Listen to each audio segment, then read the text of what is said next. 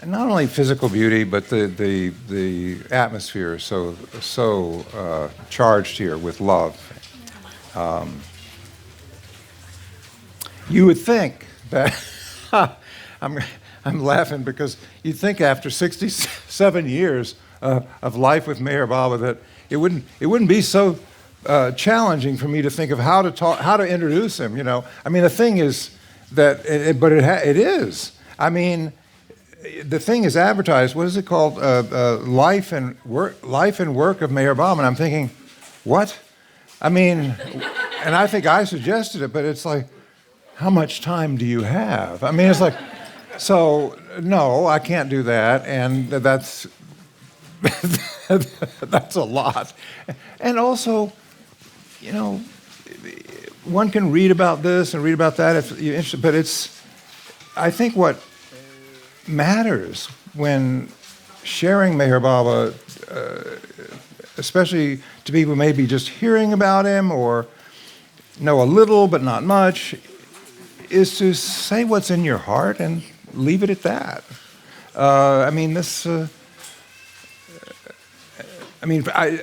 Thinking about this, I remembered the last day we were with Meher Baba in India in 1962. And yes, I'm old enough to have been there. 1962, well, Michael too, so there's two of us. And I was 13, you were 11, right? And it was such an amazing time because I had been waiting for 4 years, which in a lifetime of a child is a long time, to see him again. I had seen him in '58 when he came to the United States, and then when he called us to come to India, it was 4 years later. So I was just overwhelmed with joy to finally see Meher Baba again. I loved him so. It's not a matter of that I thought he was this or that. As a child, it was just I loved him so much, and I felt he loved me as well. So there we were. But I just wanted to go to the last day, and because Baba answered something that, that I often ask myself. We were trying to be cheerful, you know, and not be sad that we were leaving. And many of us thought, and I think Baba indicated this, we would not see him again physically. You felt this too, right? I think he indicated this. And you never know with him, but whatever it is, we felt it, that we would not see him again in this form. Right? Now, I was, as a child, before that, I felt him with me a lot.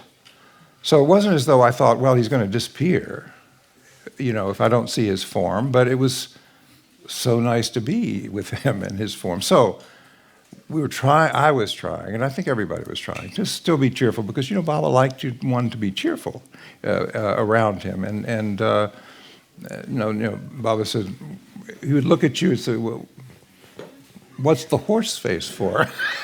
That was his job. What's the horse face for? So this last morning, I happened to be sitting in my usual spot that I fought for, right next to Baba. He was sitting on a sofa, so I was next to his knee. And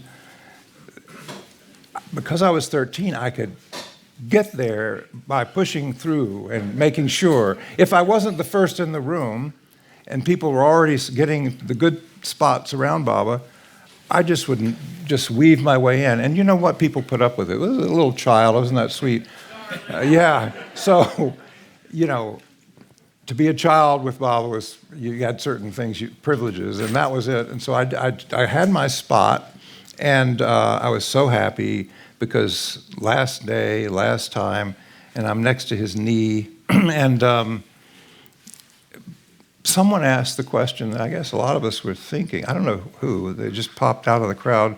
Someone said, you know, Baba, this has been such a rich, this was like the fifth day for us. It's been such a rich time, Baba. You've given us so much and all that. How are we going to take this back? How are we going to tell people about this, about you? What are we going to say? And Baba Baba said, Baba was silent, which I can tell you about in a minute, but Baba said, what? Well, yeah. It doesn't, don't worry about that. Baba said, my name alone is enough. I do the rest. I felt so good. I do the rest. Okay. What a relief, right? So that's what he said. So that's it. Thank you for coming to my TED Talk. No, just kidding. Just kidding. Those here know me well enough know he's not going to stop. He's going to keep on going, And but what is, when I think about that over the years, what does it mean? Of course, Baba wants us to share him and all that, but he doesn't want us to think it rests on us.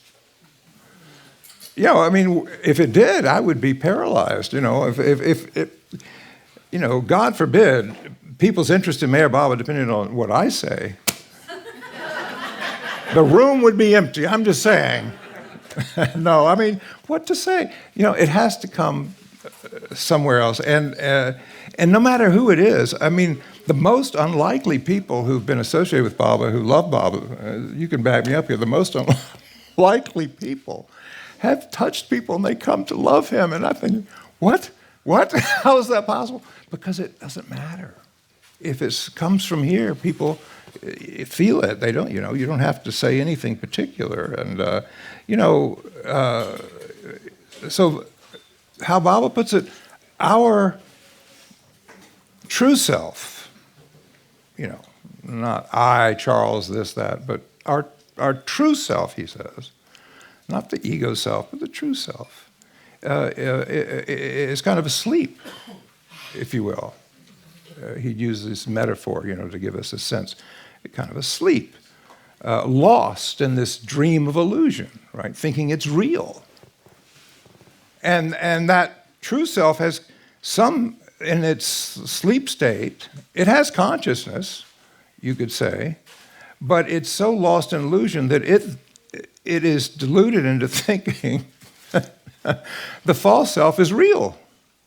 Yeah, because Baba says if it's like watching the movie, and the self is the audience, and you're watching, and the self is watching the movie and starts identifying with that lead character in the movie, and begins thinking, what's going to happen? And gets excited. You get absorbed in the film to the extent that you think you kind of are participating in it. And Baba says, see that's how it is. And until the lights go up in the movie theater, you think it's real. Baba says, it isn't, but so Baba, the name, if you will, means, Baba doesn't mean just Meher Baba, he means, the name means if a true master, right, gives the name, it has some power. Now, I can't tell you. I'm just saying what he says. I don't know. What do I know? Nothing. But I'm saying, he says, so the name has this power to sort of stir the sleeping self. So anything I say won't do it. What I was always told as a child growing up, when you can't give anything to anyone they don't already have, right? You can't sort of explain to people something that they already have in themselves, right? So what happens is that part of who we are, or that true part, has to wake up from slumber, to use that metaphor, I guess. And the name, therefore, apparently, and I feel this is true in my life, can open the eyes of the heart to something that you have not seen, or something real. And sometimes it's a kind of experience, I'll just say for myself, and this is true of many people who describe their encounter with Meher Baba, or with, in eons, over the eons, with Perfect Master, with Christ. They describe, it's like Matthew in the temple at the, are you all familiar with that story? Matthew sitting in the temple, he was a tax collector, and Jesus comes in, and Jesus, tax collectors were not as they are. I mean, we're not respected. And of course we love our IRS today, but I mean, we do. We look forward to every spring writing to them and sending them everything we own. No, I don't want to start on the IRS. No, it's, but he was that. He was their IRS of the day. And so Jesus comes in, and Jesus says, come, leave everything and follow me. And Matthew looks up, and he has that moment of like, oh, it's you. He doesn't know who he is, but he knows. I mean, it's the recognition. And he gets up and he leaves everything. I always thought, that was always my favorite moment in the New Testament, because, that's how it is. You just know, you recognize, and then you get up, and whatever it is you've been attached to, you say, all right, I'm leaving. I'm leaving. Now, this is a meaningful thing, a notion to me, because you see, I met Meher Baba when I was a little child, so I didn't know anything. I mean, I was 8, almost 9. I was a bit precocious in the sense that I read about things and I knew about different religions. I mean, imagine 8-year-old, but I was very interested. I had all my little Bible storybook, and I would read them out loud to my mother. That was the kind of child I was, and so I had a lot of just, I was drawn to God, to religion. So I had that, but when we heard about Meher Baba from 2 of his close disciples who were, this is in Myrtle Beach, South Carolina, and they were taking care of this. If you picture this in Myrtle Beach, right, the Meherana, it's like that. It's this beautiful, in our case in Myrtle Beach, it's 500 acres, but whatever number of acres. And there's lakes and there's the ocean. Where's your ocean, by the way? You don't have an ocean? What kind of center is that? No, you have other things. You have the mountains. We have no mountains. We have an ocean of love. Ocean of, leave it to Jocko, yes. Yeah, okay. Well, anyway, so that's where I met Meher Baba. And of course, we had heard about him from these 2 great disciples, these women who had lived with India with Baba, and they were now older, and they were taking care of this, this place for him. And I won't tell you how we got there, but that's a funny kind of story full of coincidences, as always with Baba. Anyway, we got there, and that's in 57, and he doesn't come until the next year, 58, physically. That's when he travels there. And in between, my mother didn't tell me much about him at all. She was interested, right? She'd go to the center, and she liked Elizabeth and Kitty, these 2 women, and I loved them. Oh, I loved being with them. They were just so loving, and they were just, so kind to me and accepting. And Kitty would play games with me, but she didn't say anything about Meher Baba. I mean, she didn't say, this or that, or, here's a picture. Nothing. So when Meher Baba actually, you see, it's true. When Meher Baba actually came to the center, this is the 3rd time he had been there in the 50s and the last, so he came 3 times. So this is his last visit, and he didn't stay long each time, and this visit was less than 2 weeks. And then he went to Australia to see Michael. Well, that's what he said. He said, I'm going to see Michael. These other people, that's fine. But I'm going to see Michael. And that's how I felt too, Michael. I thought, who are these other people? Anyway, so he was there not quite 2 weeks, and I didn't know he was considered this or that, or he, gave this message. I had no idea. So I went to meet him, and why I got to meet him, this is the thing. My mother was not going to take her children. Think of that. Terrible mother. No, she's a great mother, but she was protecting. How you take your little children to something you don't really know yourself, is... we grew up in a certain, in the South, and our church, we didn't know. She didn't know. This is something good for the children. And in those days, an Indian master coming to the United States was pretty obscure and exotic, especially in Myrtle Beach, South Carolina. So it was not something you did, right? And she didn't tell us. But she met him. That was May 19th. And he met her and embraced, and was happy to meet. She was a friend of Elizabeth, who was one of these women. Bob was, his usual, he was very kind of loving and always humorous. And so, what's not to like? I mean, Baba was so approachable and likable. Doesn't mean that that he let you see who he was. And so she didn't have that experience right away of anything more, but she was very drawn to him. And sort of towards the end of this little meeting with him, Baba said, "Where are your children?"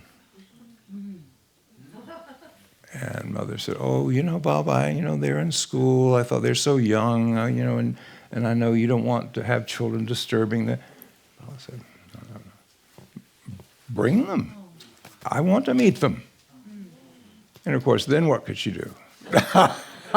Even she knew enough by that time. If he wants them, you're going to bring them. So we came one by one by one, right? And my brother went first. He came home after. He didn't say a thing. If you knew my brother, you know why. He's very quiet, very, few words person. But I didn't know what had happened to him. And then next day I was supposed to go, and so when I went, I thought I knew. Well, I knew his name. He's special to people. Elizabeth and Kitty, they love him, and so, must be something very special. And I knew he's from India.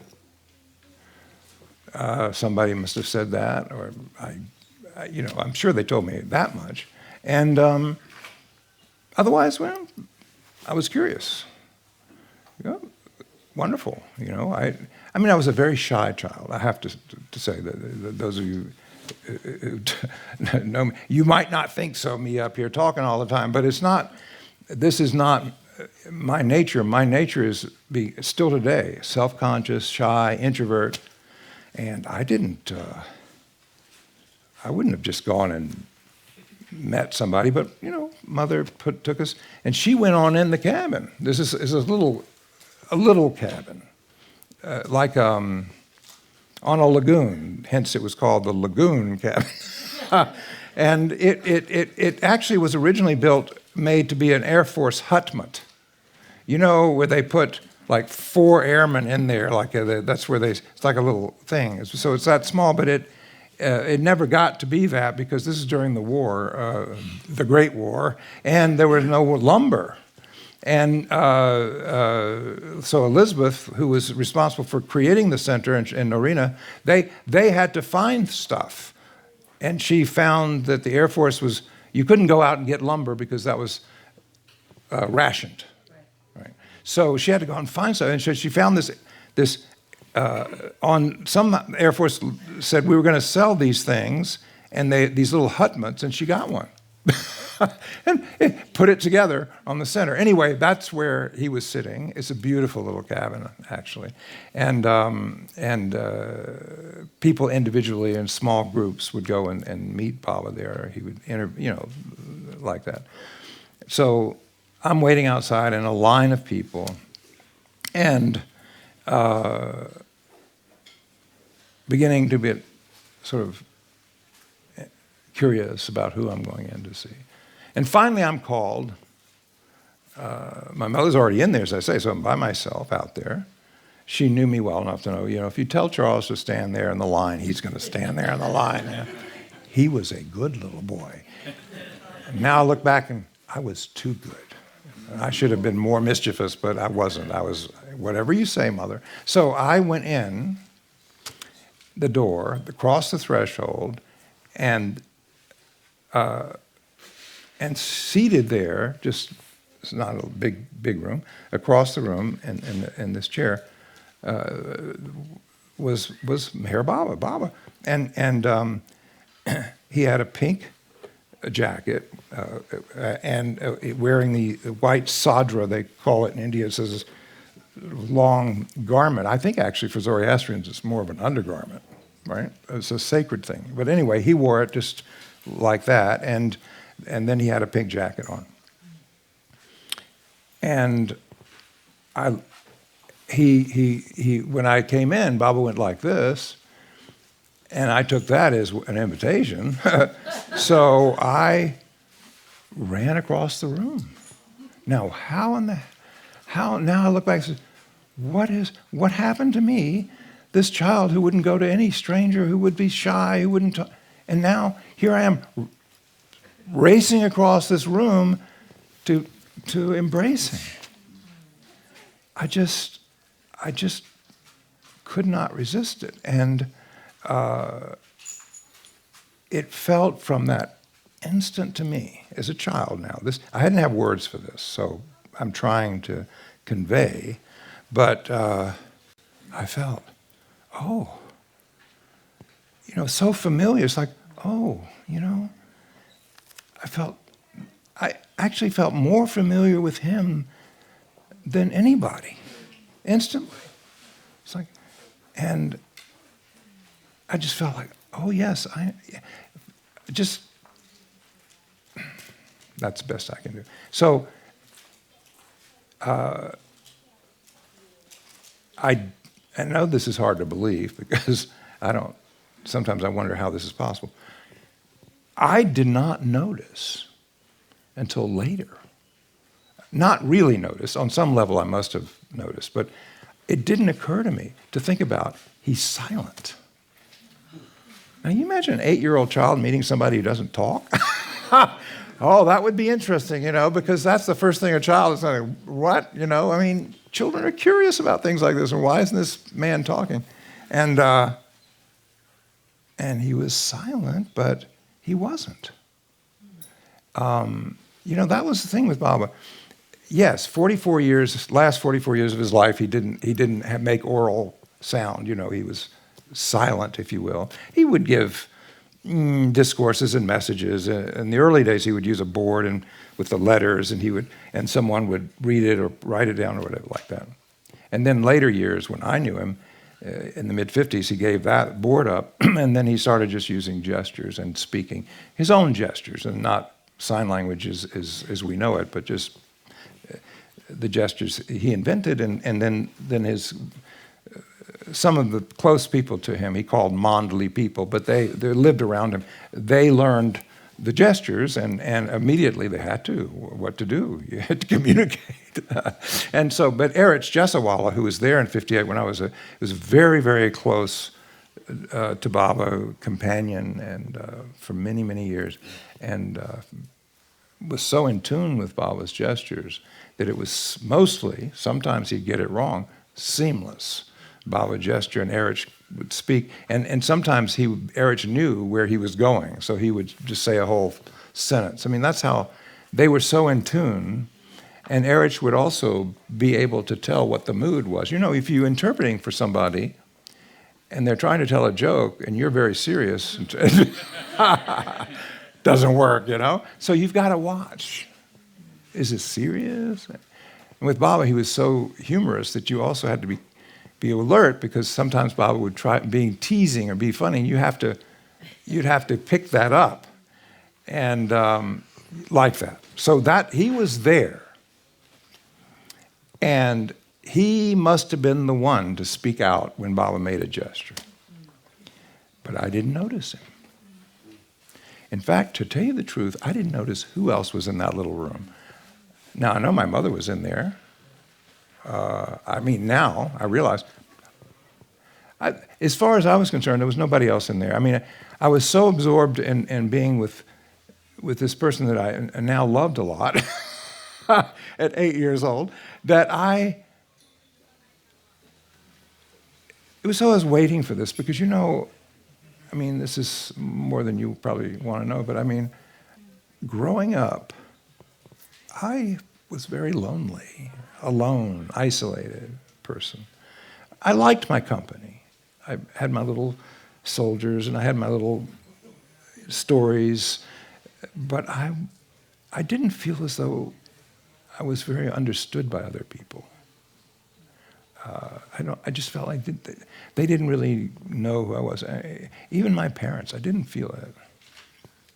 I know my mother loved me very much, but it's like I just didn't feel. And suddenly here I am in the arms of somebody, and I felt that for the first time.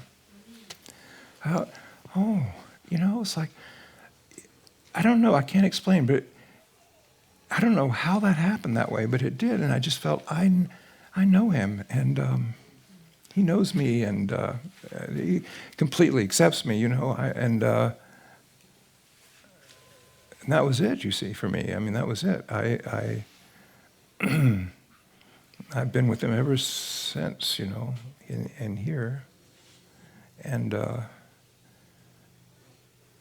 somehow he's part of me that I didn't know was there, if that makes sense. He was out here, but Baba wasn't really out here. If he is who he says he is, he's really in here. So why does he come out here? Is to wake up himself in here. That's how I put it to myself now. In those days, I didn't put it that way because I just wanted to be in his physical presence. But that turned out to be my experience of him later as I grew up. Point is, I was so at home. Everything was familiar about him. The fact that he didn't speak, it was like, well, that's just it. That's how he is. That's how he is. You know what I mean? It's like it wasn't strange. And then an 8-year-old child seeing somebody wearing this white thing and this pink coat, and perfectly natural to me. I didn't have any. It didn't occur to me that was something different or odd or unusual. I'm just trying to convey that in my little child experience anyway, for what it's worth, Baba was the most familiar person I'd ever met. And I stood next to him after embracing him, and of course now I'm on eye level, right? Because he's seated, and I'm a little person, and so we're at eye level, and I'm next to him in his chair, and Baba turns to me, and he says, so, would you like to go where I live? And, what popped into my head, I didn't have time to think about it, but what popped into my head, India. I knew, because that's the one little factoid I had, India, he's from India. And so I looked at him and I said, oh, yes, Baba. Oh, Baba. As though I had made him so happy. Baba said, oh, Baba. Baba says, I'm very happy with that. I'm so pleased, yeah, like that. Like I'd done something great. And then he said, you will.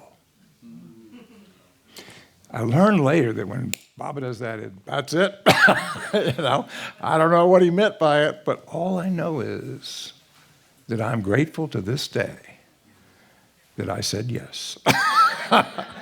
I mean, but now I realize he prompted it, but I wouldn't have known what to say, but it came from, Baba had a way of suddenly asking you something, and you get paralyzed when you're trying to answer, and something pops out that you didn't know was there, and Baba's so pleased as though you thought of it.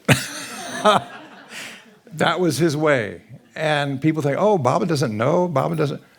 I mean, all I can say is he knows us better than we know ourselves, is what my experience is, because I can tell you all these wonderful little moments with Baba where he provokes people to say what they didn't know they had in them.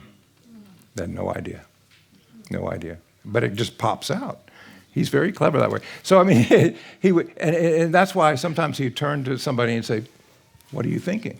Like that. And then it would pop out. So it popped out, and somehow, I don't know how long that time lasted, because it seemed forever,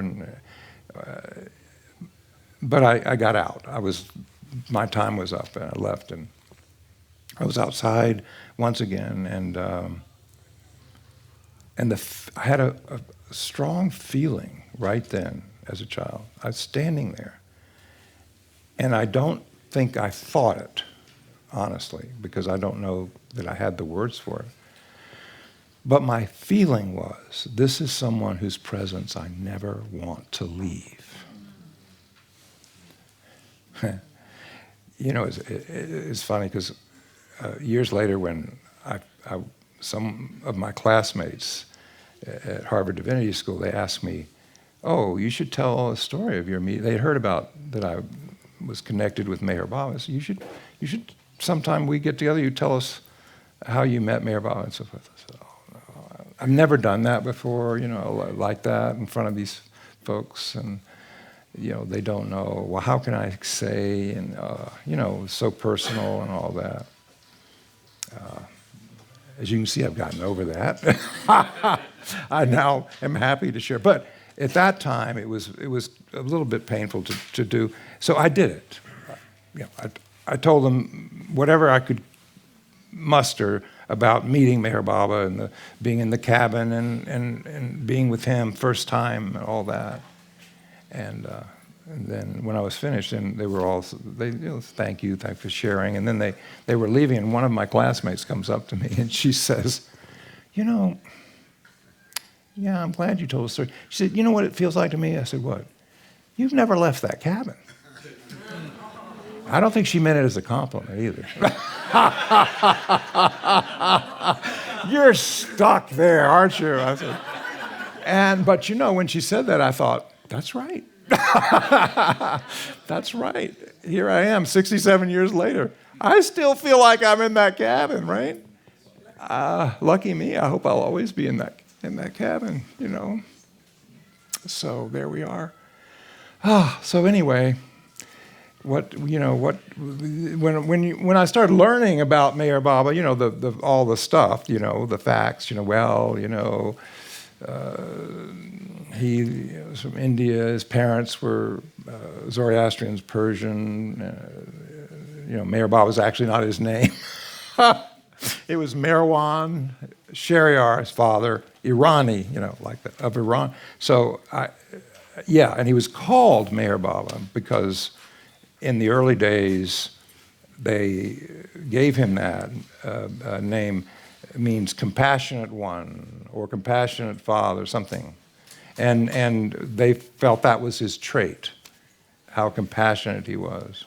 Surprised they didn't call him the Joker, but anyway, I'm not. Because he always had such a sense of humor. I'm thinking, that would have been a good name. No, I'm kidding. I'm not kidding. It would have been a good name. But they called him Meher Baba. And so that's how I learned this and that. And I learned that actually it's a simple thing that boiled down to, and that is He only has one message. So that makes everything kind of easy, you know, if you want to say that way, put it that way, one message.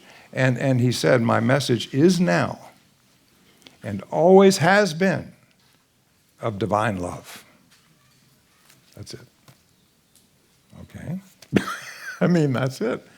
One message. But, of course, Baba didn't mean a message that he gives in so many words or explains. You know, Baba gave discourses and explanation, but he said he hadn't come for that. He didn't come to give explanation, and he certainly didn't come to found a new religion.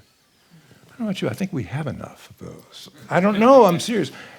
How many more do we need? And we certainly don't need a new sect or a cult or this or that. So Baba he was very explicit about that. I've come not to found any religion, any society, any sect. You know, so that's why Meher Baba community, when we get together and we do things like this and so forth, there's no hierarchy. There's just anarchy. That's all. I mean, because there's no leader, right? I mean, oh yeah, you can be the this and that, you know, but for a time. But there's no authority, right? Oh, thank goodness. I mean, my doctorate work and all that stuff, religious studies, I studied all these religions and all that. And in every case, of course, what happens after the founder, you know, you get some distance from Jesus or Muhammad or Buddha, and what happens? It all gets ossified, and people, you know, it's a good meaning, well-meaning, they want to keep him as he was, which is impossible. Impossible. So,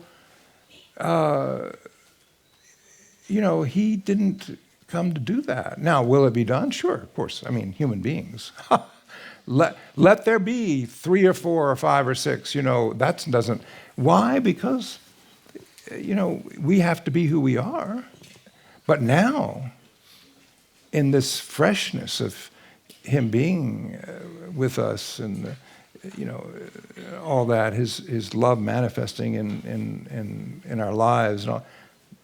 No, we can obey him by not starting a new one. Here, sign up here.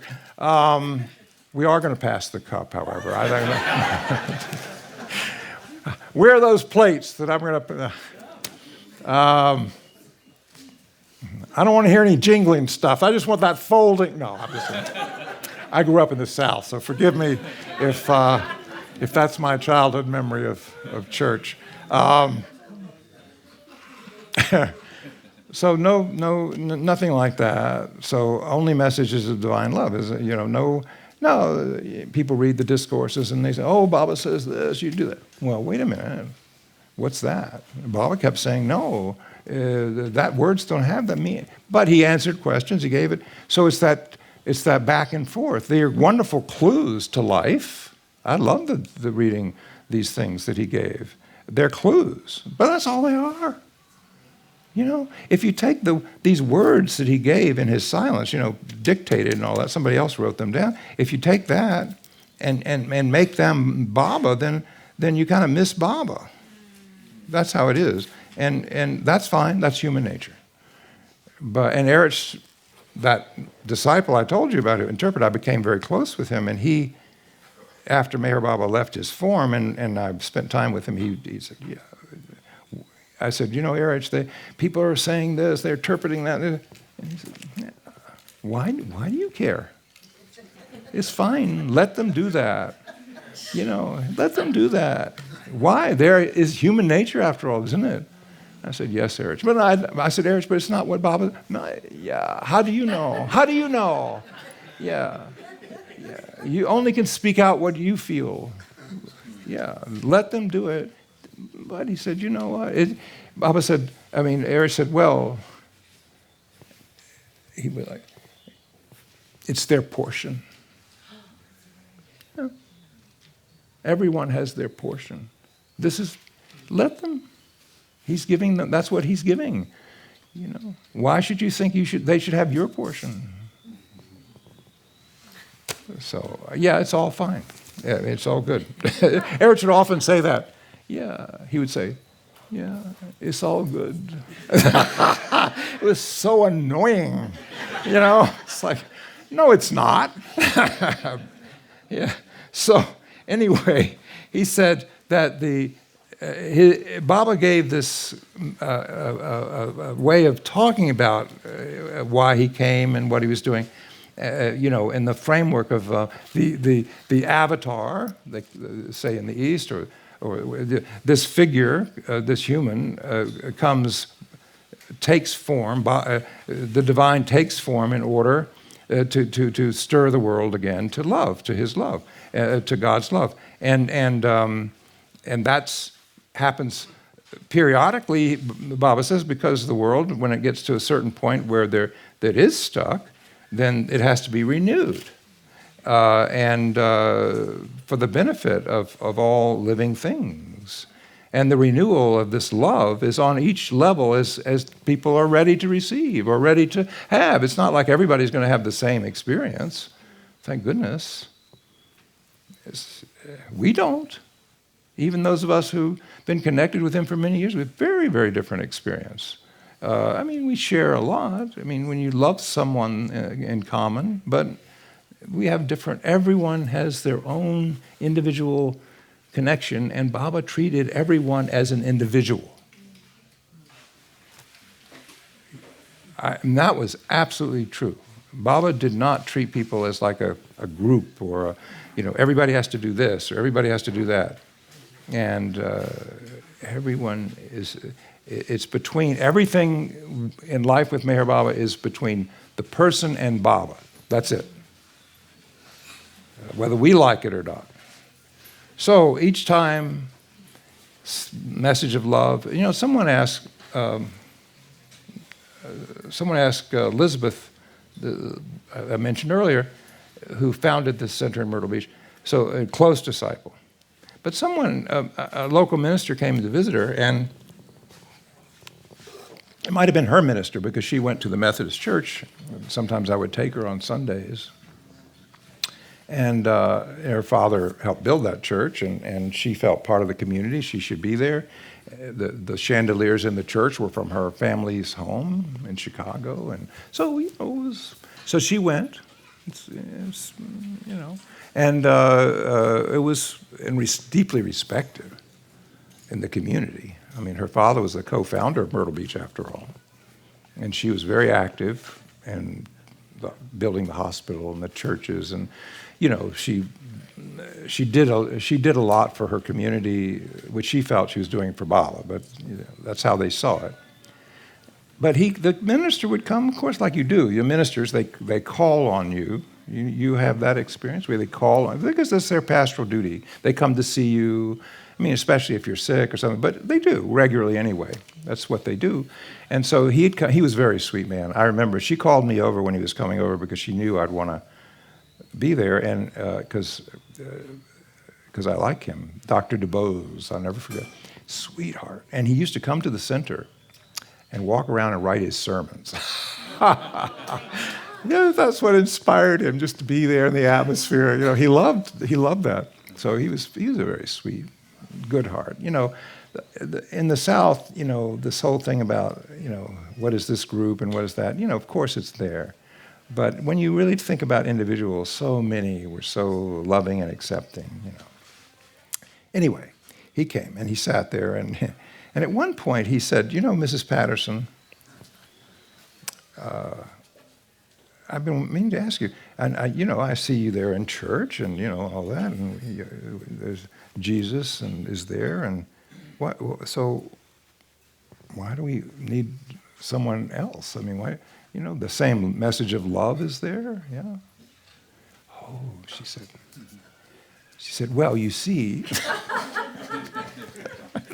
Well, she said two things. She said, well, you see, I never really understood Jesus until I met Meher Baba.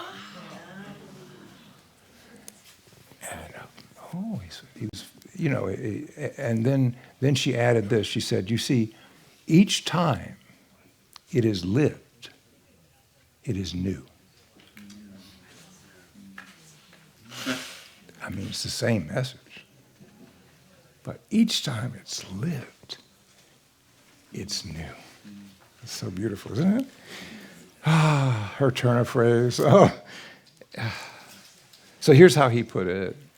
He said, I think this is wonderful because it's kind of his humor also, I think.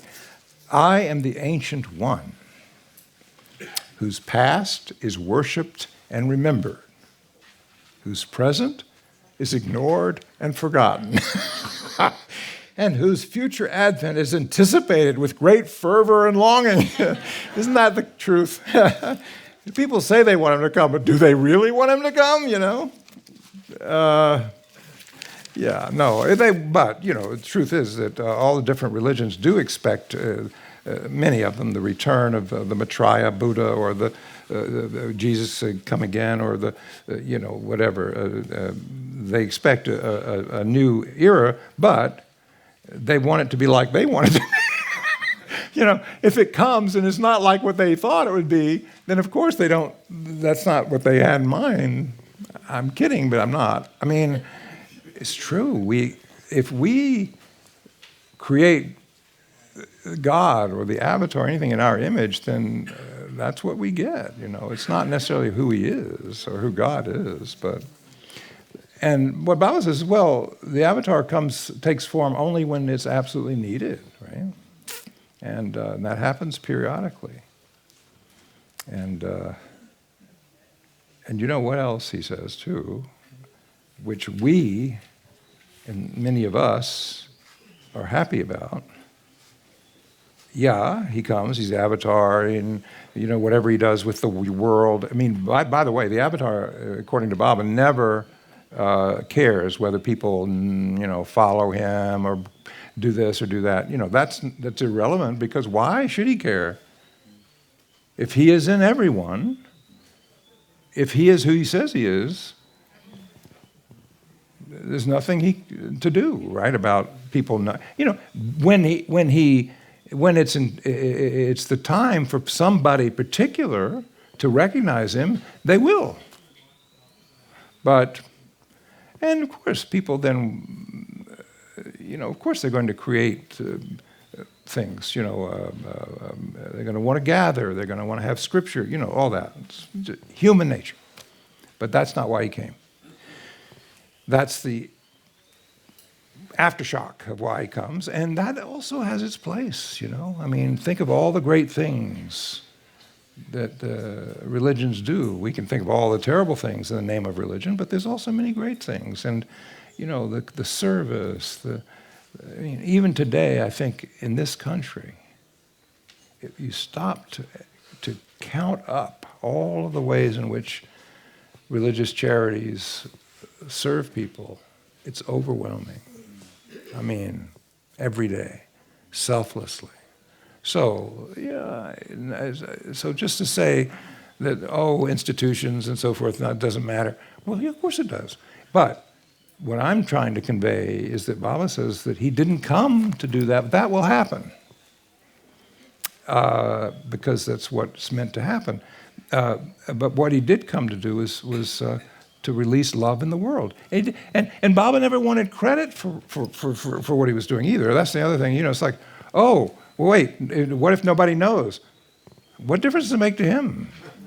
No, if he is in everybody, why should it matter? He doesn't care. But the thing about that work that is so touching to me is that sometimes he takes a person in, like me, and lets them be his companion. And that's my love story, you know. I don't know. With all he has to do with the whole universe, I mean, you know what I used to think when I first heard that said he was the avatar, I thought, oh, when I was a kid, after he left in 58 and they told me, oh, you know, Baba's this and that, I was horrified. I mean, wait, how's he going to remember me? If he's the avatar, he's got all this to deal with, what? And he's going to leave and forget me. That's what, just talk about selfish. I thought, oh no, it's all over. But of course, it turned out that wasn't the case. Because Baba actually was like AI. Until AI, I had no metaphor for this, but there's something now I realize that I don't understand. All I know is that you put something in and instantaneously it spits out all this stuff. I mean, how is that possible that it knows everything? I don't know how it knows everything. But I used to think that about Baba. How does he know everything? But now at least I have an analogy. I'm not saying Baba is a computer. I hadn't thought about it quite. He's too loving to be a computer. Although they may turn out to be loving, so, that's how they'll get us. They will love us so much, we'll think, oh, you're real. I'm not real, you're real. Oh, God, I hope I haven't made a prediction here.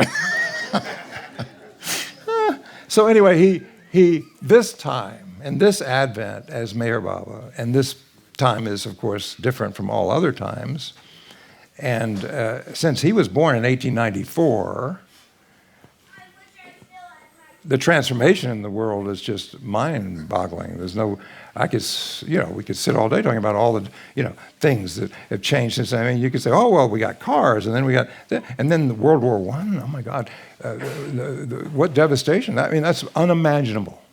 Millions of people being slaughtered, and then then World War II. Oh, the suffering, and or Mao killing millions. I mean, Stalin. I mean, what a time! And not only that, then technologically, of course, computers and the atomic bomb, atomic weapon, on and on and on and on. And what it is, what I gathered from Baba, it is the outmost expression of this tremendous upheaval that has to come about in order for consciousness to change. Consciousness doesn't change because you say, oh, please change, or let's all be good, better people. It only changes with this upheaval. And as painful as that is really speaking. So that's why he comes to suffer with us. He comes to be part of it, because how could he ask us to go through all this unless he did too? And you say, oh, well, he was God, so how much could he suffer? Oh, no.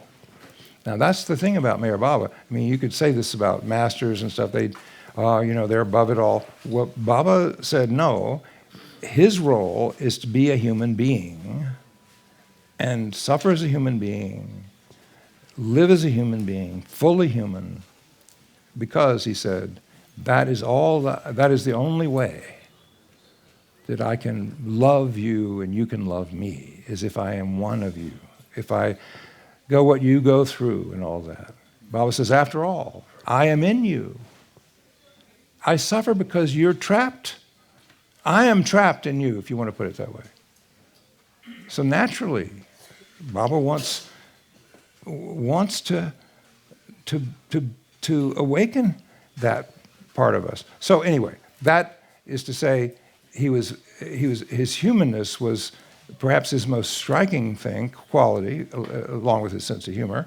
And of course, people, especially in the East, they look at someone who says they're avatar or their perfect master or whatever, and they think, oh, impervious, doesn't suffer, heat or cold. I mean, okay, it says he does, but we know he doesn't. Oh no. Many in these guys, I mean, that's exactly the, Baba actually did. And Baba took that on, and it was real. He really suffered. The symbolic thing of that is 2 automobile accidents. I guess if everything's meant to be, they're not accidents. But he said before this, in the late 40s, he said, before I leave this body, I'm going to have to shed blood in the East and in the West, into the soil of the East and the West. No, who knew what that meant? But Baba would say these things, and you had no idea what that. Yeah, but we didn't really know what his work was, really speaking. Because it was beyond. He couldn't he couldn't explain to our minds what he was really trying to do in consciousness. But in 1952, with Elizabeth, who I mentioned earlier, driving, there was a terrible accident, and Baba was thrown from the car and bled into American soil and had terrible injuries, and which he recovered from. And then in 1956, there was another accident, this one even kind of more inexplicable in a way, and car went off the road. Erich was driving. Yeah, I was very close to both drivers. Erich was driving, and Baba there bled in Indian soil. So why do I say all that? I say all that because this is not a story. Baba's story is not a story about someone who just sort of comes and prances around, pretends to be, or maybe, I'm great, I'm this, that, and sit on a throne and, worship me. Baba was never like that. And he was very, when you're with Baba, Baba didn't try to act like he was the avatar, the God man, or anything else. He didn't. I mean, he didn't have to, because he was in his naturalness and his humor and his loving ways. One got the feeling that he was something very great and special, right? Not because he acted a certain way or he, dressed a certain, like that. I mean, I don't know what people think masters are like, but he was just not, he was like the opposite of all of them. And so he once said, when somebody came to him in the early 50s, a family came, and he was staying somewhere, Dehradun, I think, in India, and they came, and they said, they told Erich they needed to see Meher Baba. They had heard he was in the vicinity, some great, whatever, he was a saint or, holy man. They didn't exactly, but, and they had a sick family member.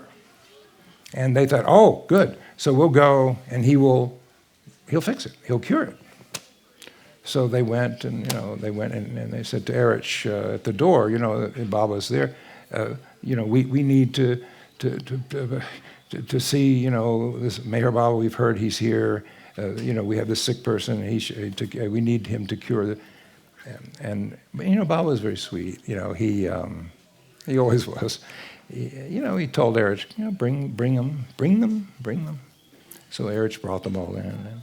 And Baba embraced them and, asked about them, It's like he didn't know how he was with us so much that he took on not knowing, really, legitimately. So where are you from and all that? Oh, then they began to relax with him, began to feel at home with him, like that. So that's what he would do. Have you eaten? Baba was very particular. If you arrived, you hadn't eaten, he would send you out to get something to eat. Baba didn't like you to sit there hungry, right?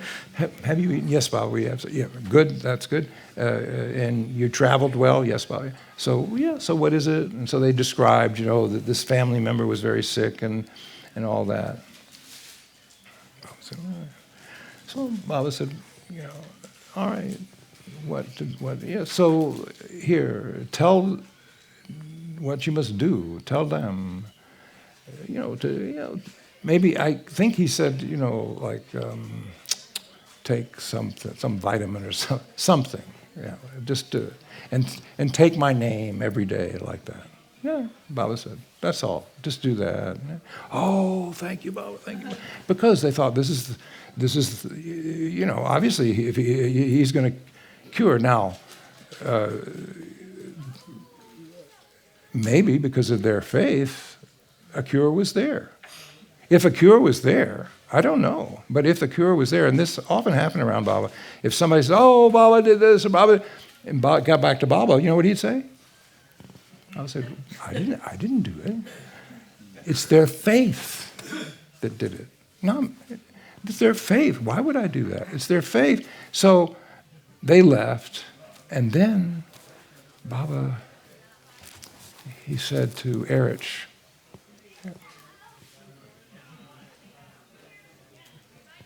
Who do they think I am? Yeah, I don't know. Eric said, yeah, Baba, you know how it is with the people, they hear you're here and all that. Well, who do they think I am? Well, I don't know, Baba. Something great, maybe a saintly person is here, a holy man, all that. A wali, which is an advanced soul, maybe a yogi, something.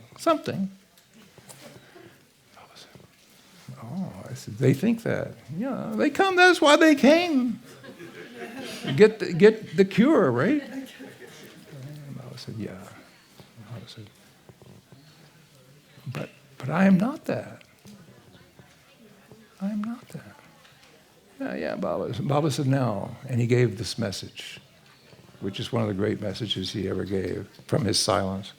He, gestured his message. Oh no, at that time he still had the board. That's right. So he could. So he said this. The heart of it is this. He said, "You give out means give out this message. That I am either an ordinary man. In which case, what can I do for you?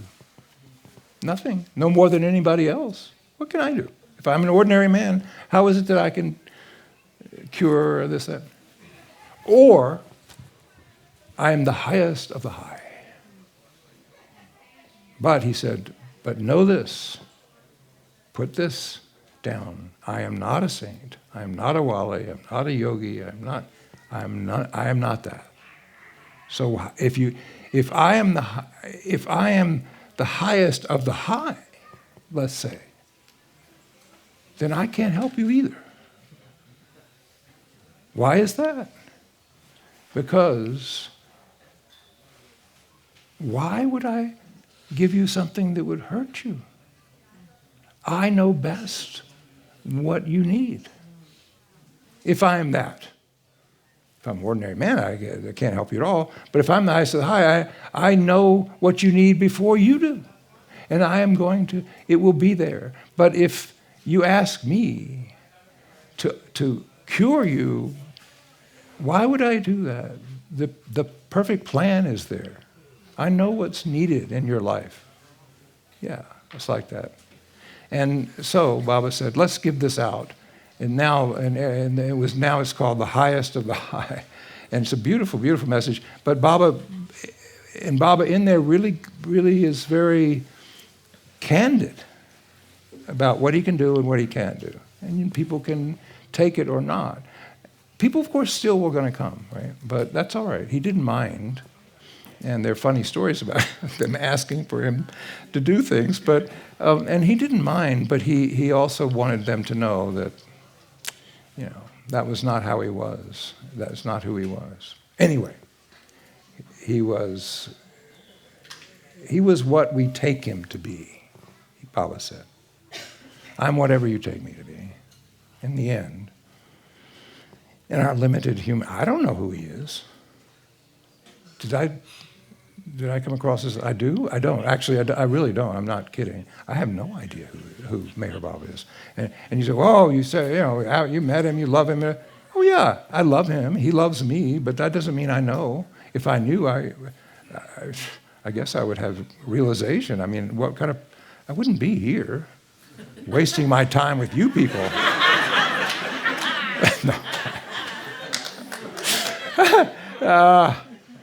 It's just the opposite. I would be even more here, which would be a terrible thing. No. I'm happy to be a limited person, but I have no idea. Know who he is? No. I can say who he says he is. I'm going to tell you something that some of you know and some of you may not know that is I always found amazing thing. His interpreter, Erich Jasawala, that I keep mentioning, my touchstone, because I spent so much time learning from him everything I know except from Elizabeth. So Erich Jasawala, when he came to Meher Baba, Baba asked him to come and join. He was from a family that loved Baba. And he came, he did it in 38, and then was with him to the end. And Baba loved his company. I mean, I have to say, of all the men in Baba's circle of people, oh, how he loved to be with Erich. Erich was like a best friend, a brother, a companion, and if you knew Erich, you would want that brother too. I mean, he was just such a good companion, and so Baba loved his humor. He loved his cynicism too. Erich was cynical. Yeah, is that so? No, what? He'd always question. So if any plan was made and Baba wasn't sure it was a good plan or not, or people were arguing about, Baba said, call Erich. Just ask him. He'll tell you exactly what he thinks. And so that's how Erich was. Erich was such an amazing human being. So he came because his family, they loved Baba and all that. That's fine. And he gave up his engineering career. The estate his father had built for him had to be sold and all that. The whole family had to come. And they had, all the things they had accumulated had to be sold away. And it was but they did it, and he did it. But he didn't have this understanding or conviction or whatever it is that Meher Baba is God in human form. He said, what is that? I don't know. Yeah, you say that, Baba, but I don't know. I mean, yeah, how is that possible? A human being can be God and human like that. And he was just being honest with Baba. Baba said, and he's the interpreter. So Erich said, how can I interpret for you if I don't have that conviction of who you are? Baba said, it doesn't matter. You don't have to say, I believe Meher Baba is the avatar. All you have to do is say, Baba says he is the avatar. Right? That's all you have to do. All right, Erich, who is the most honest person I've ever met. All right, Baba, okay, I can do that. And so that's what he did. And then years later, I said, well, Erich, you stayed with him all these years and served him every day and, took care of his body, helped him Did you ever come to be convinced that he was God in human form? Yeah, I did. So how did that happen? He said, what can I say? He says, do you know how it was, how he was? He was so patient with me, with us, so loving all the time, whatever we did, so loving, so full of humor, even in these difficult times we had to travel and all that. He said, what a human being he was. So I came to feel that must mean he is divine. He was so human that he must be divine. That's all. So I call him, Baba Erich said, in my mind, I call him the perfect human. Yeah, that's how it is. So you ask me how I came. That's how I came to it. I lived with him every day. Every mood, everything, all that. He was sick, very sick sometimes. He was this, he was that. And, I had to care for him and all that. He suffered so much, but that's how I came to know. He must be that. Who else could he be? And anyway, so that's how Erich could say he knew something. Me, I don't know. Well, I've gone on too far. I don't want to be over whatever it is we're supposed to do. Are we all right? Still some time? Okay, because when I'm off the reservation, you never know what I'm going to do. But I will try not to do that. So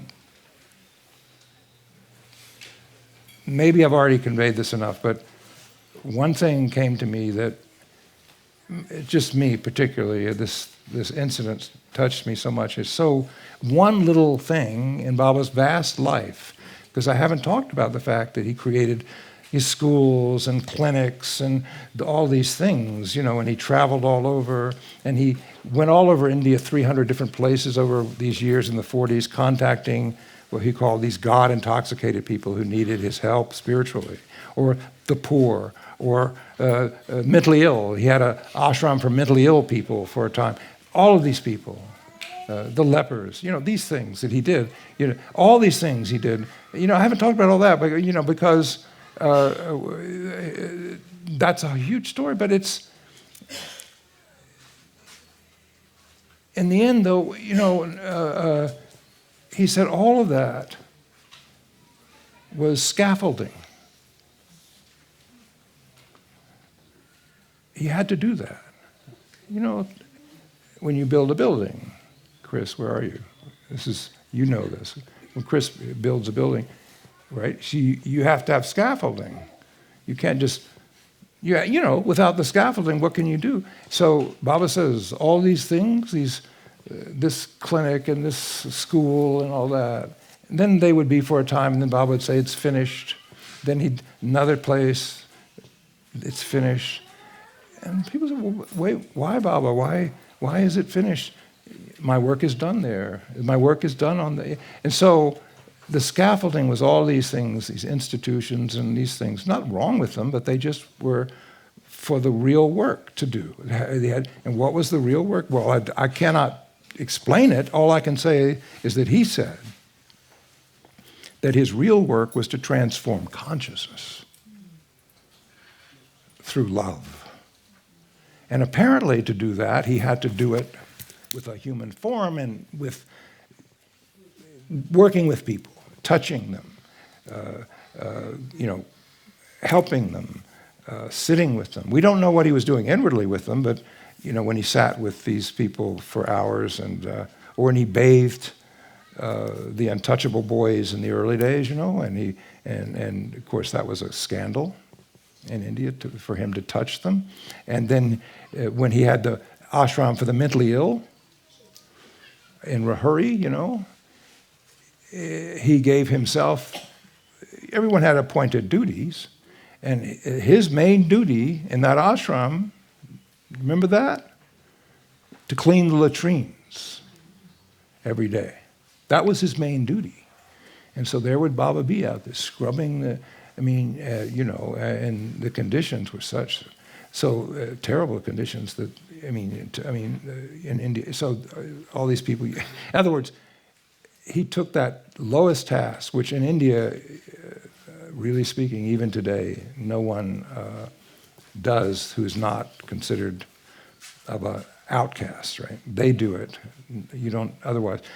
But he did all that. Now, he didn't do it for show. He didn't do it, nobody knew, but he didn't put it in the newspaper. But it was like, no, but he had to do it to change consciousness. How to get rid of untouchability?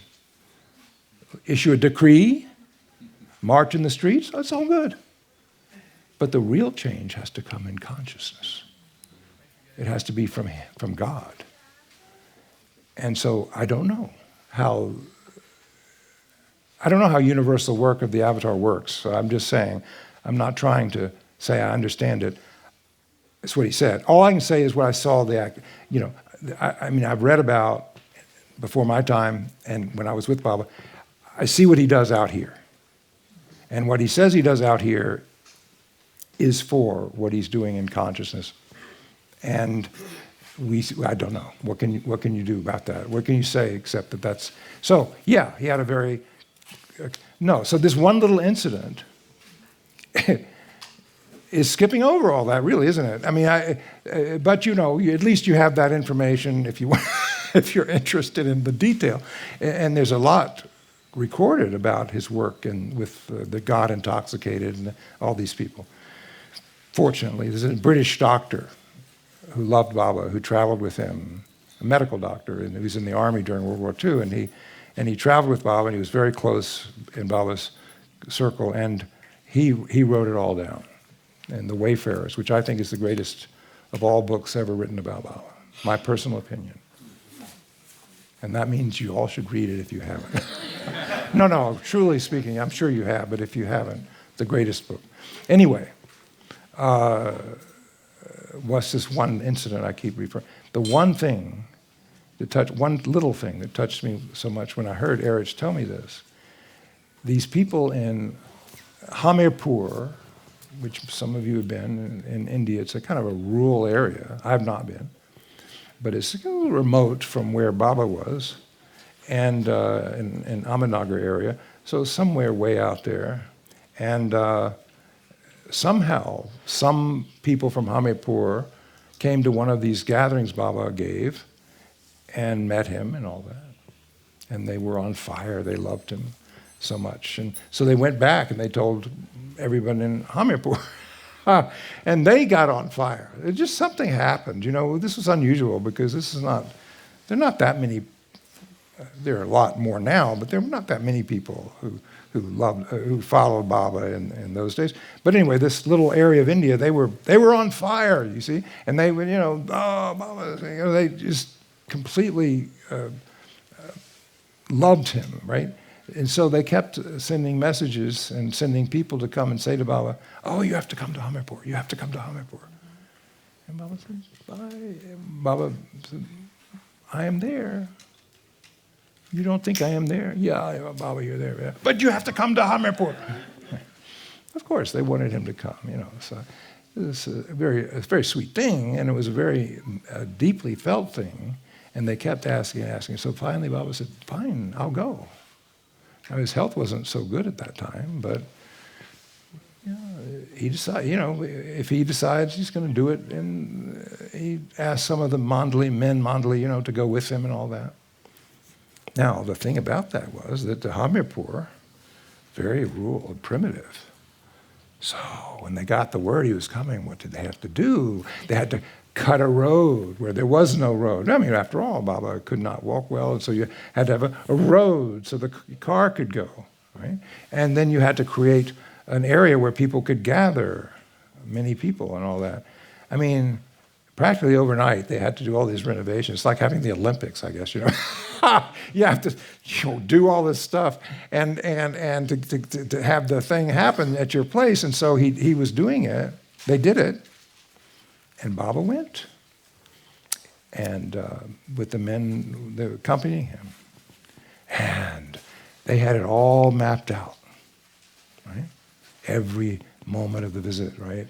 And, he's going to come here, we're going to greet him, we're going to garland him. You know how it is. Maybe you don't, but in India, garland him and put fruits down there at his feet. It is like that. That's how it is, to show respect and love and all the way that they felt, And so at one point, then they go through and they stop because now they have to go walking. There's no more road. And on the path to the place where they were all going to gather, so it's a bit of a walk. And they start walking and Baba's walking along, leading the way, and the Mandali people around him, and then all these other people following. And Baba stops. And Baba said, "Yeah, no." Baba said, "I want to go this way." "Oh, yeah. Well, Baba, you don't understand, Baba. We have created this. This is the path. People are. This is. We have this whole plan there and all." Said, "Oh, yeah, it's wonderful you did that, but I want to go this way." "Baba, there's nothing there. It's just take you out of your way and all that. Yeah, you don't want to." Well, they didn't know Baba very well. People around Baba, they learned the opportunity is there.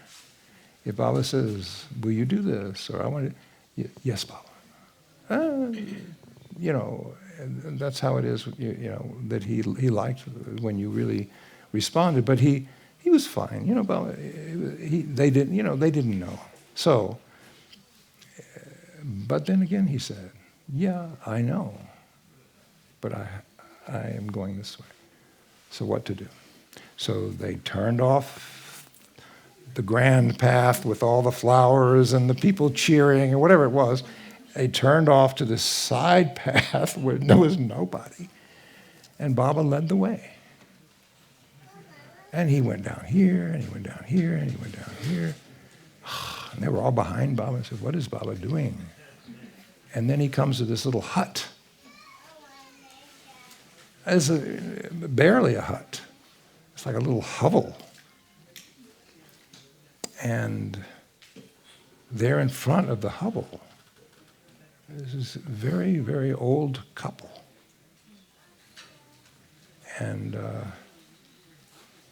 they couldn't really, they couldn't walk well. I mean, crippled, I would say. It turns out they knew that he was coming, and they loved him, and they wanted to be with him, but they had no one to take them. They couldn't find a way to get there. They lived all the way out in a different place. They had no near people, so they had no way to get there. So they had given up. We won't be able to see our beloved because we can't go. We can't go. What to do? We can't go. Baba will understand. What can we do? So they were sitting there, and they had been weeping. And then Baba came up. And, Baba, yeah, and Baba embraced them. And Baba said, now, take me inside. Where's the tea? Yes, Baba. Oh, their faces, can you imagine? And so he sat with them and had tea with them and said how much he loved them.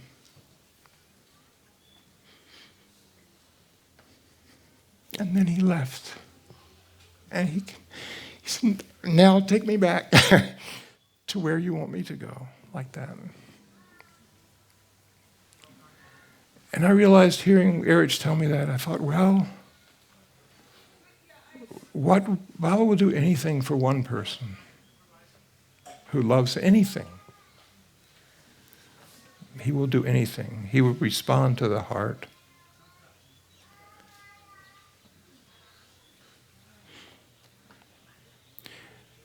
And I'll end with saying that I discovered this myself, my own way,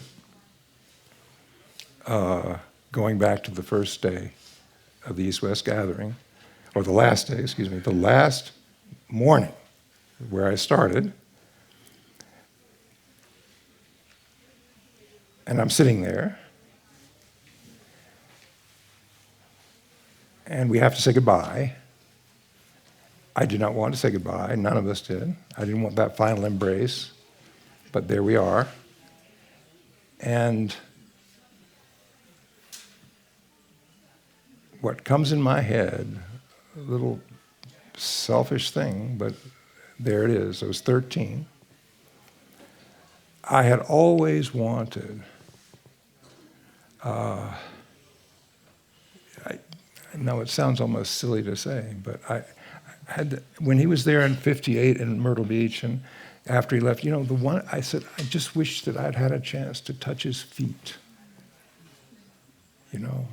Something, I just had this longing just to, in India, of course, that's how they show respect, but Baba didn't allow, right? Most of the time, there were periods when he might, but most of the time, especially with Westerners, you were not to lean down, to bow down, you had to embrace Baba, but, and then in India for a long period, he wouldn't allow the Mandali people, his circle, they would have loved to do that because, in India, that's the highest that's the highest part of the body of the master is the feet, and you don't touch anyone else's feet, and you certainly don't touch their shoes. That's taboo. But with him, that you do, and that's where you leave everything at his feet, as the metaphor goes. And so But Baba didn't like it. Anyway, I knew this because from being a child with Baba, that nobody, when we were with him in Myrtle Beach, nobody was supposed to, might want to. I remember sitting next to him when we went to see something nearby my mother's theater, and there was his feet. And sitting, I was right there, and his feet were crossed like this, inches away, and I said, I have this feeling I'm just going to, but, even at that age, I knew you should not disobey Baba, and you shouldn't disturb Baba like that. I knew enough, so I didn't do it, but I always had this in somewhere back here. Now, I didn't go to India with this raging in my mind that I have to touch his feet. You understand. It was like something. And the whole time I was there during the gathering, little times it would come up. Oh, maybe Baba will let us come and touch it.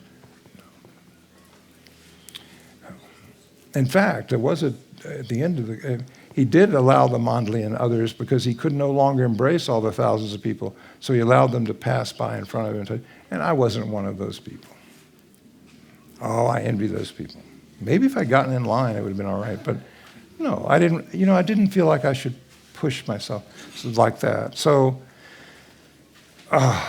last day, sitting there, and at one point, Baba's brother, Baram, asked Baba, to come outside and bring everybody so that he can take a film of us with Baba and pictures. You remember those pictures. And Michael and I are up there front. Well, you're front. I'm more right behind Baba. And so we go. Baba takes us out, and Baram was so funny, being his brother. He was starting to take the film. Baba was just sitting there. He said, Baba, come on, make gestures. This is a film after all. Move. And Baba laughed. I said, all right. Baba went started going like this. So anyway, that was it. We had this. It was fun. It was sweet. On the last day to have that, it was with joy. Baba gave us something to be cheerful. And then we went back in and sat down again. I took my place. But here's the thing. Yeah, he's seated. And of course, Baba has, like all of us, you take your shoes off and then you put your shoes back on, when you go back, for Baba, like you go in. We didn't. And he's sitting there. And suddenly I hear, Charles! And my first thought must mean Charles Purdom, who is an old-time disciple of Baba's from England, who wrote Baba's biography and all this. Purdom was very distinguished and very British, written a lot of books, and so he often had questions for Baba during the gathering, and so naturally when I hear Charles, it would be Purdom, something. And Baba, what do you mean by such and such? Like that. I was so glad so glad I was too young to ask any of those questions. And Baba was too. Baba didn't like it much. He didn't. What should you ask? If I know, why should you? Like that. But he did. And Purdom, I love Purdom. But anyway, that's how he was. So I thought, oh, yeah, it's Purdom. And so I didn't look up. And then Erich again says, Charles, like that. Erich, how he could call out. I'm right there. He's here. But I look up, and Erich is looking at me. And I look over at Baba. Baba is looking at me. Oh, I said, yes, Erich. Erich says, Charles, Baba wants you to remove his sandals.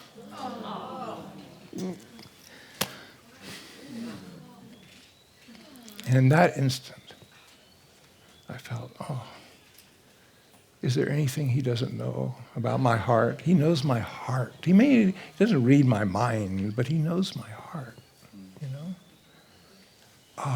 That's how I felt. And the rest of my life, I always felt, Baba knows my heart. And, not just because of that, but that sort of made me feel. And so I scrambled down to take them off, and Baba, very sweet, really. Baba didn't lift his foot, take it off. He let me lift it. He let me take it off. And I took my sweet time, I can tell you. And then I would hold the foot, you see, like this, and then put it down. And then the next one, take it off, and then hold the foot again. And see, Baba was amused. And so Baba, thank you, Baba, and then the footnote to that is unintentional pun, but it's pretty good, actually. I wish I could say I thought of that, but not. Is this, that at the end of we had all then came up to one by one, embrace Baba goodbye. It was hard.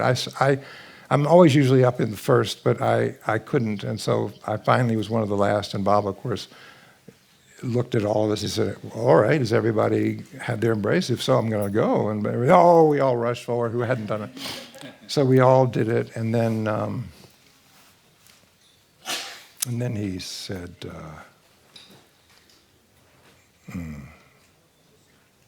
Baba said to my mother, who was right here behind him,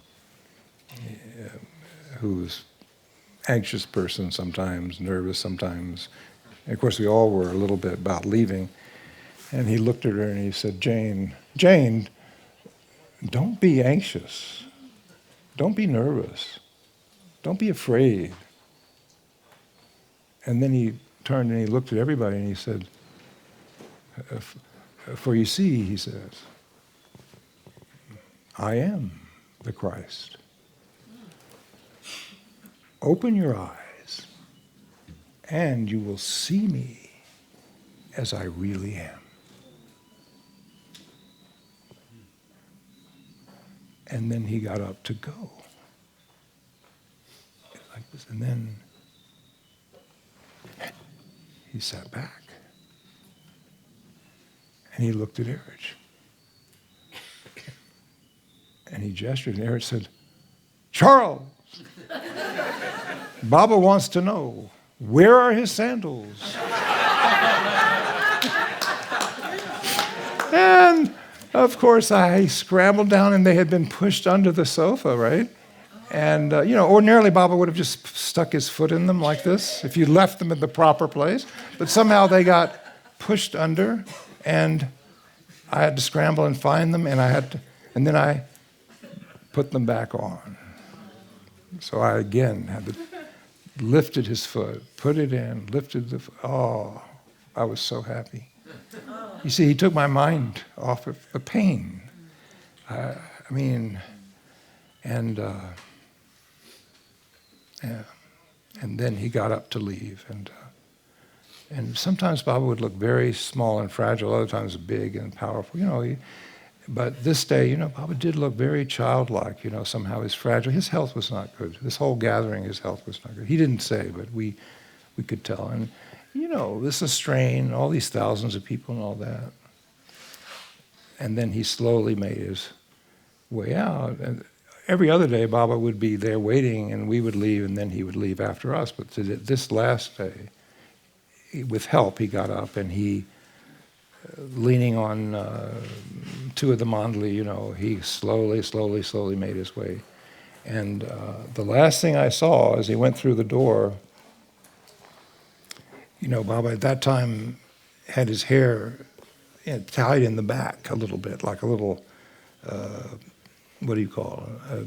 A pigtail, what? Braid, a little braid back there, yes.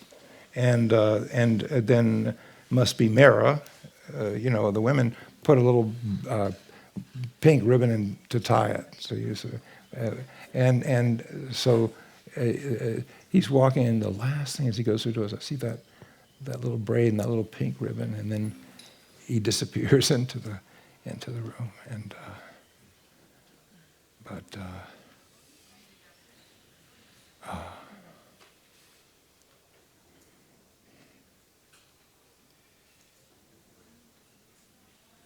so, you know, we can say Baba's message, his only message, is of love. But all I can say is that he lived it. And he served, and he loved, and he made us feel so loved. And I feel he is doing that now in my life more than ever. You say, oh, don't you miss? Well, of course I'd love being with him in the physical form. Why wouldn't I? But I really feel like he's given more now than he did in his physical form. You know, and that's when that same minister came back after Meher Baba left his body in January of '69.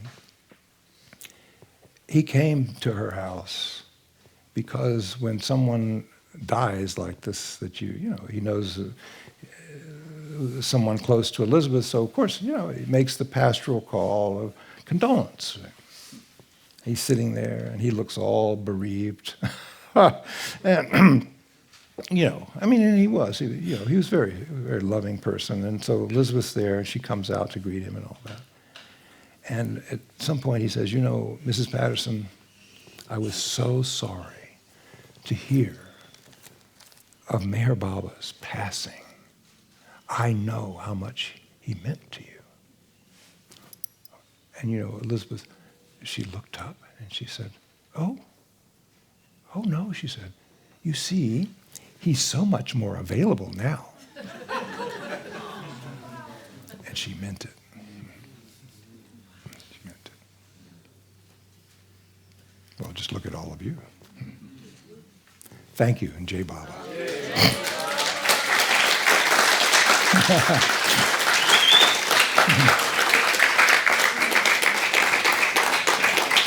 Oh, thank you.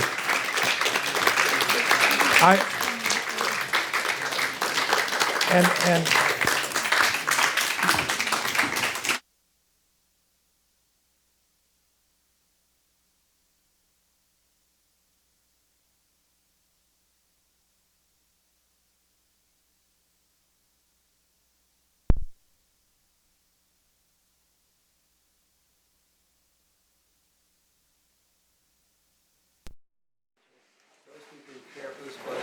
take care of it and create it, you know, maintain it and make all of this possible. What a great thing. I know you do it for Baba and it's your opportunity, so I